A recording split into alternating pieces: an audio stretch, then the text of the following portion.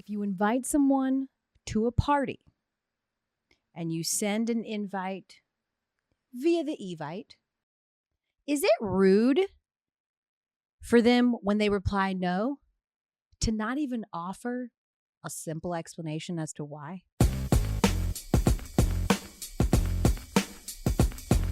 This is not rhetorical. I am having a get-together. I invited, as we say hello, welcome to this get-together. It's the Elle Duncan Show with Gary Striewski. And I invited him a month ago. And he's been going back and forth with me in person. I work with this person. This is my producer. His name is Justin Daly. You know Daly. You've worked with him. Mm-hmm.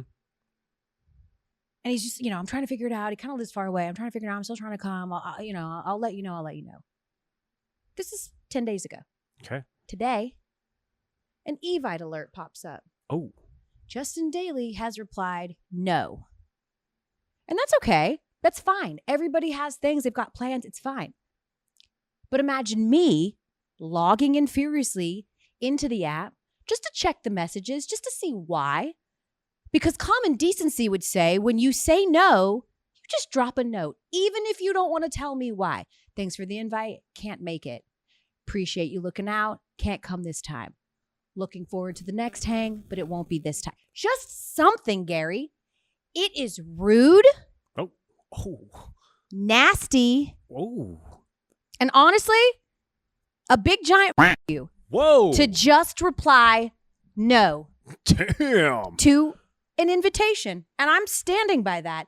Brought to you by the same people who only text, okay, when you text them with an idea or something great. And then you had to work with him today? Here's his explanation as to why he thought it was okay to just simply offer a no. No. It's just a no. Okay, you're reading it that way. When it comes across, it's just no. It's just yes or no. There is a box. It's Your not boss, like there's a box that allows you to leave an explanation. It's optional. There's a box. Yeah. Specifically so you can explain yourself. Yep. You need to say something. It's rude. I'm sorry. If you just say no, I'm taking it like this. No. Mm-hmm. And you. That's how I took it. That's how you should have. And screw your party. And that's how I took it. Justin, the box, okay? If you see something, say something. It's a saying that people are saying. Also, I don't know how I should feel about this, having to sit through that entire thing, knowing that in my inbox, that Evite isn't even there. It must have got lost in translation. Okay. There's a wedge being driven in the middle of this show. I'll let all of you weigh in. You said if you see something, say something. Yes. I saw something and I'm going to say something. As witnessed on ESPN.com today, as we tape this on a Wednesday evening. Yes. There's an interactive game surrounding 49ers quarterback Brock Purdy, who was Mr. Irrelevant, which means the last person taken in the draft in 2022, and has, of course, become a revelation for the Niners.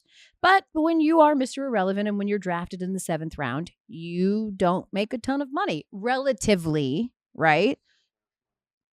He makes like $850,000 a year, which in San Francisco is actually poverty level.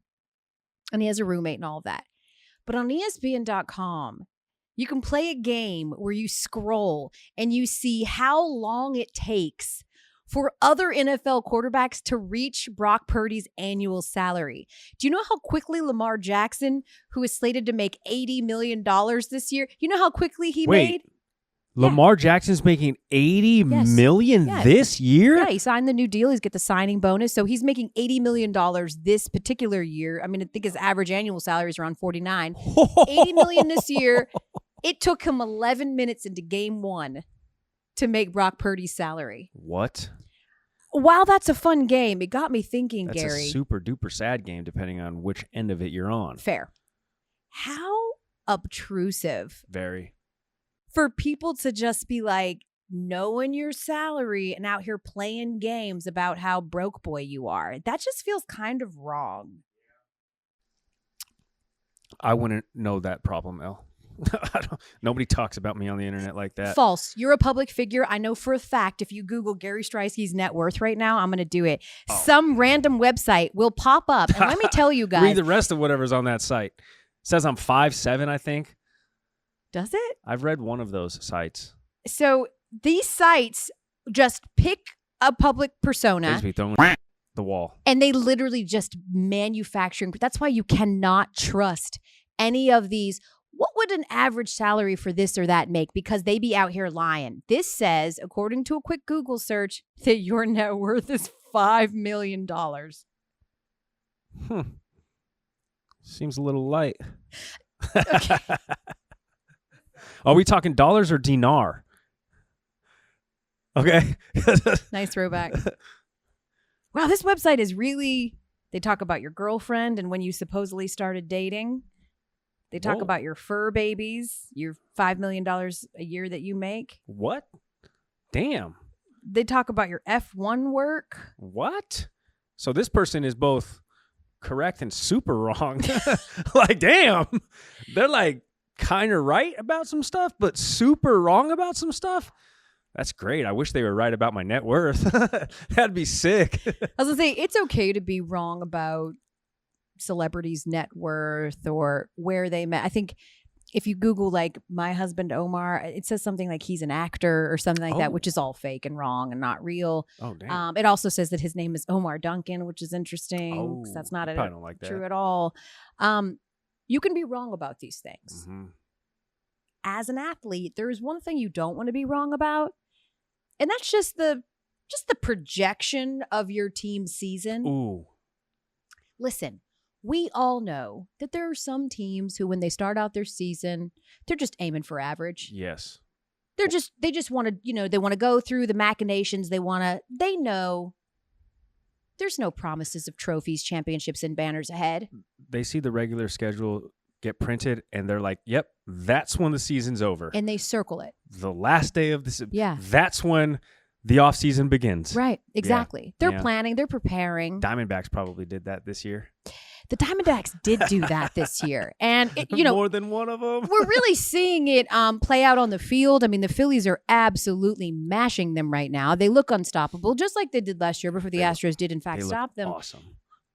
But the idea that the Diamondbacks not only didn't think that they would be here, and most people did not. This was improbable. Mm-hmm. They're admitting that they didn't think that they were going to be here, so much so that they all of them. made plans. Gary, what kind of plans were the D-backs making for this fall? Nothing local. Nothing in the Phoenix proper area. Nothing where they're like, oh, well, you know what? This got called in. We're going to have to delay this day at the pumpkin patch. They were going global. Yeah. Evan Longoria's wife booked a whole cruise.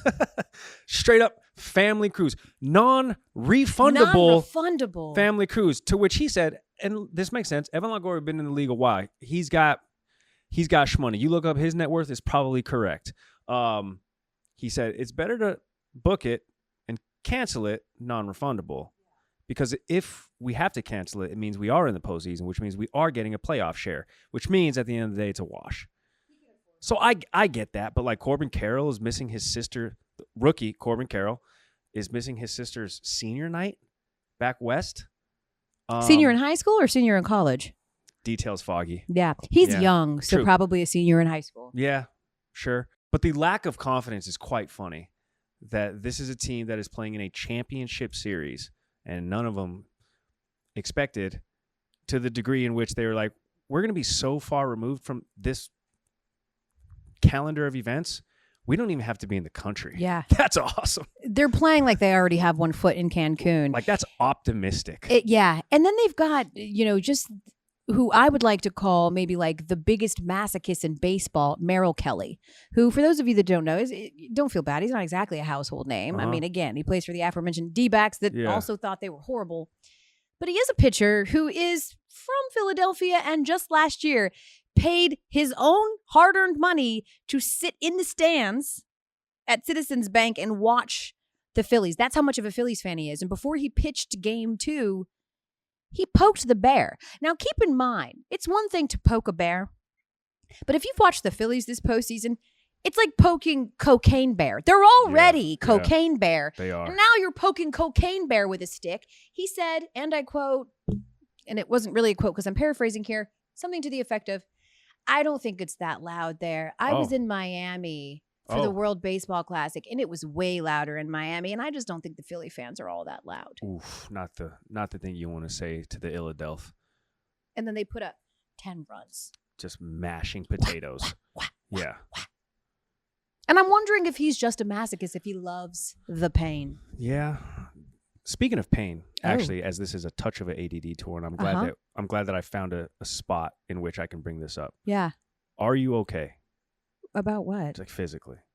Because for those who don't know, Elle was doing SportsCenter, and I met her in the studio just to say hi, hello, so we could walk down here. And it's about a 5-minute walk, many corners. Elle, you ran into every wall I know. on the way down here. Yeah. Like every turn we made, you made contact with the wall first. Yeah. You okay? That's an astute observation. I have a spacing issue. Yeah. I have a real spacing issue. I do. I would like to see the side of your car. Yeah. I'm fine in the car. It's me physically walking. When I first started dating my husband, Omar, he would be like, why do you always like run into me? Yeah. I have a really hard time like keeping and maintaining a lane and keeping my space whilst walking. It is a concern. I wasn't making fun of you, but I was concerned. Well, it feels like you were kind of making fun of me because you just shared with everybody that I am not exactly. I just wanted to make sure you're okay. Yeah. So you're just like faking care and thoughtfulness for total and complete thoughtlessness by throwing me under the bus and admitting to everyone I struggle walking. I mean, when you put it that way, yeah. One word answer, similar to the Evite I didn't get, yes. And I don't have to write anything in the comment section. Well played. You have been so excited about something. This is awesome. I'm not going to lie. It better be worth it because I feel a little bit offended. Gary posted on Twitter something like, this might be the greatest Elle Duncan show. And it's a group chain with our producers, Sarah and Christina. Yep. And it was weird because I just kept looking at the tweet and I was like, I don't remember him texting this. So I go back to the group text, which is called Podcast Tings. Yep. And I just keep scrolling and I'm like, wait, he never. And then it dawned on me. You have a whole group chain without the name of the show on it? Well, I have. That is incredibly disrespectful. Well, I just have a group text chain with the and Gary Striewski part of the show. Okay. And I just wanted to sort of run it through a filtration system of the production crew to get their initial reactions to see if my excitement was apropos. You wanted to see if your idea was stupid or not. Correct. Okay. Because you didn't respond. You're too busy yelling at Justin Daly. Sarah, would you working? Would you mind giving me my backpack? Oh, I have it. There's a backpack. Well, I mean, props? There's not props. By the way, can we introduce show and tell to this show? Is that what you want? We should bring in, because we've both been in the game, both radio and you radio, sports, whatever. We've had cool like stops along the way. We should bring in one thing every episode and have a quick show and tell about it. The show and tell. Wouldn't that be funny? I think that's really adorable. I brought 3 things. Give me a number 1 to 3. 2. This is freaking awesome. Okay. Close your eyes. Oh no. Tell me when I can open Okay. Okay. No, don't open them yet. Okay. And open them. Yes. Yeah. Look at this. Aww. So me and Elle go back 10 years and she moves to Boston and she was like, oh yeah, I'm from Atlanta. I did radio there, Hawks TV, yada, yada, yada. I was like, oh, cool. And that's where she left it.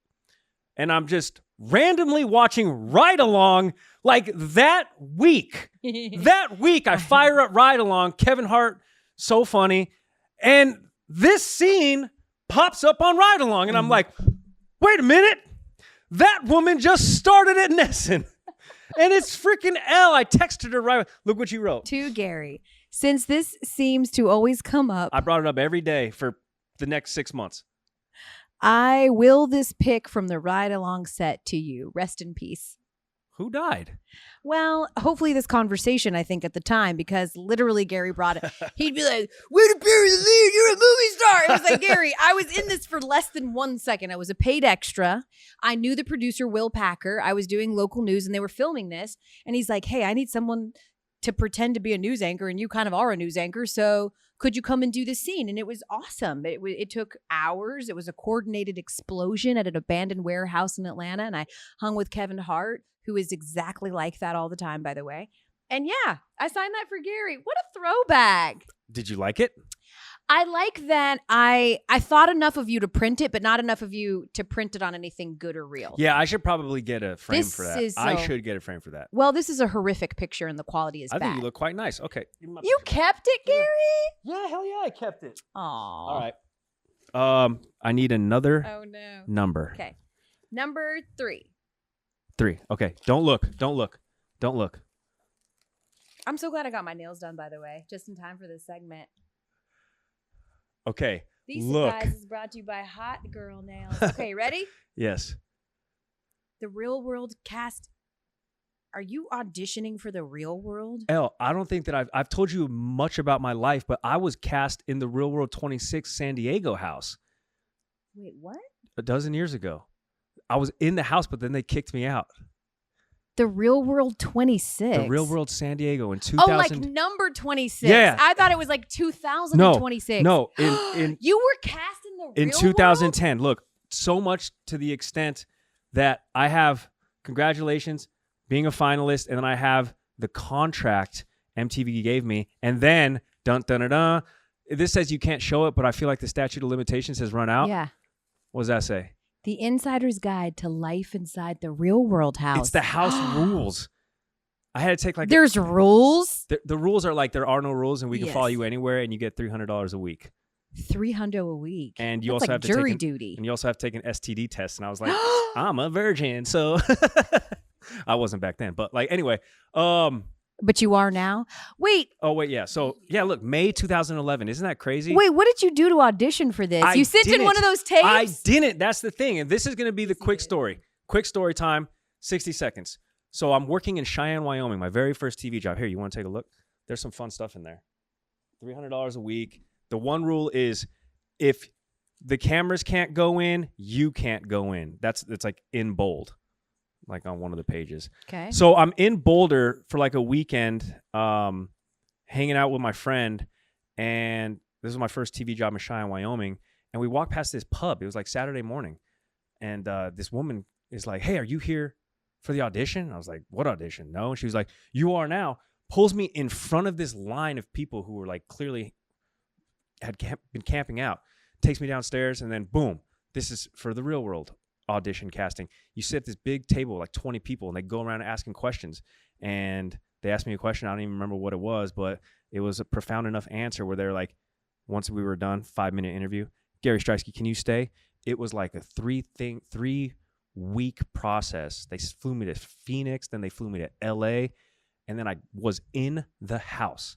I remember them sitting me down, and they were like, you're going to have to tell your work that you're going to have to leave because you have to move. They didn't tell me the season yet, but you're going to have to move. I said, okay, that's fine.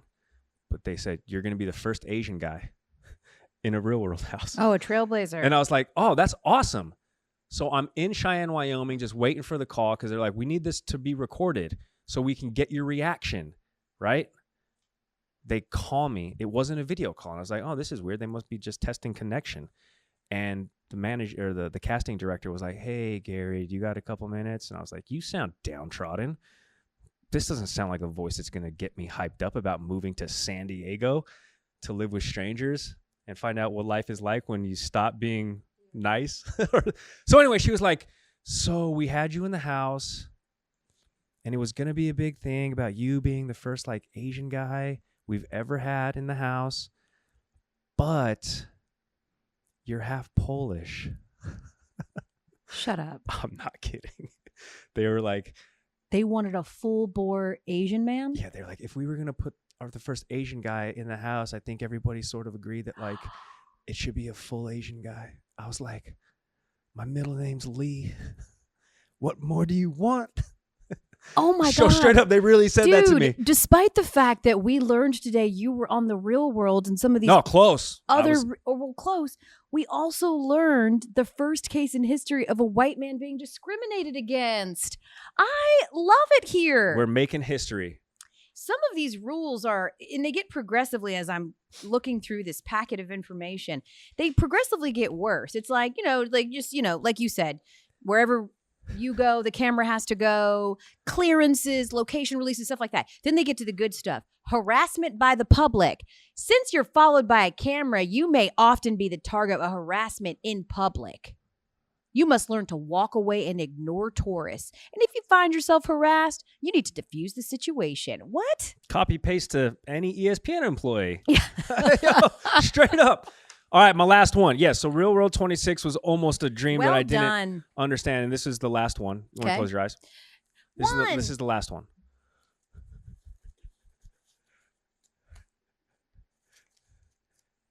Open your eyes. The dinar. Elle, it's 250,000 Iraqi dinar that is yet to revalue. Yeah. But I found it. You 100% oversold how beautiful this was, too. You said on the last podcast it was like the prettiest money. This looks fake. It looks cheap. It doesn't look good. It looks like Monopoly money. Have you ever seen Australian money? Canadian money? Gorgeous. Canadian money looks like some from Pinterest. It's beautiful. You only say that because we have Canadian friends. Hi, Fair. Sarah. And I love Canadian people. This is It's okay. quite nice. So if I went like this and I made it rain, Yep. how much did I just make it rain? Oh, cool. You just threw 30 cents on the floor. Who's going to pick this up? So show and tell is a thing on the show? Can that be a thing? You know what? As we end the podcast, how about we just throw that out to people? Because here's the thing. We're still at the beginning, sort of infancy stages of this podcast, right? And we require and desire a lot of feedback from you. Mostly, we want you to tell us how great we are, how much you love us, but also real feedback about the devices or segments that you enjoy. Because any good show has something called franchises, guys, right? Like SportsCenter is a franchise, but then they have Top Place. That's a franchise. Top Place. Not Top Place. Rank and file. Yeah, rank and file. When you're on Snapchat, you're Gary's. Like, that's a franchise element. A franchise is a thing you can always go back to the well on. Not necessarily every single day, but consistently. Too long, didn't watch. That's good. Would be a franchise on this particular show. Story time. Storytime total franchise. ADD tour. ADD tour, not a franchise, just more an observation. Kind of just a thing. Yep, you're right. Yeah. But we're open to suggestions of what you'd like to add to the show. So if you think show and tell with Gary and Elle is the thing that you want to do, then let us know. Drop it in the comments. Picture this. Okay. Because I feel like you're not 100% sold. Yeah. Think about the graphic. Show and T-E-L-L-E. Show and tell. Oh, well done. If you're going to do a play on my name, the vanity in me is going to love that idea every single time. Bro and tell. We do have to share some news with the folks that are watching, you said listening. You had news. That's for offline. Oh, my bad. Let's just say people are circling the wagon, sniffing around, seeing if this is a show that they're interested in buying it on. Look at all this cash we got on the floor. We have seasons in our life where we do like a significant amount of traveling. Yeah. And while I love being in the comfy confines of this incredible studio with you and Sarah and Christina, we're about to hit the road, both of us. Yes. We're both headed to Austin on Thursday. You're going for F1. I'm going to speak at a sports summit. And then when I tell you your girl's bouncing around the country, I'm going from Austin back to Hartford the next day, from Hartford to LA, from LA to Santa Barbara, from Santa Barbara to DC, from DC to Birmingham, from Birmingham back to Hartford, only to turn around and go back to Columbia, South Carolina 2 days after that. Let's go. I'm exhausted listening to that. Pray for me. Solo show. That is not at all what I was saying or intimating. I'm just kidding, Elle. Gonna miss you. You're not going to come in here and sneak in here and try to do something when I'm not here, right? I've seen you itching. I've seen you staring at my seat. First of all, this also doubles as a SportsCenter Snapchat studio. So, excuse me, but man at work, gotta go. Do you have your own setting for the studio like I do that says Gary Striewski specifically for Snapchat? It says Snapchat, and then they do that in post. They do it in post, so Okay.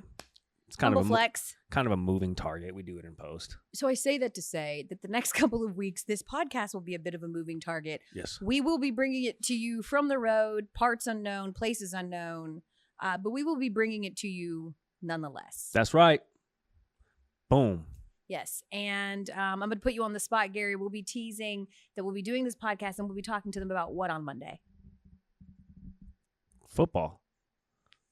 I don't know. Why you put me on the spot? I need to be produced. I love how generic that answer was. Sports, question Yeah. mark. Sports and financial instability in the marketplace. Yeah. Show and tell. By the way, just in the interest of being particularly nosy, what was your first salaried salary? $20,000, Cheyenne, Wyoming. $600 every 2 weeks. I lived in a basement. Yeah. Yep. I qualified for assistance. Yeah. 1 meal a day, Chipotle. It's awesome. Always. I was a skinny. What about you? A little bit more.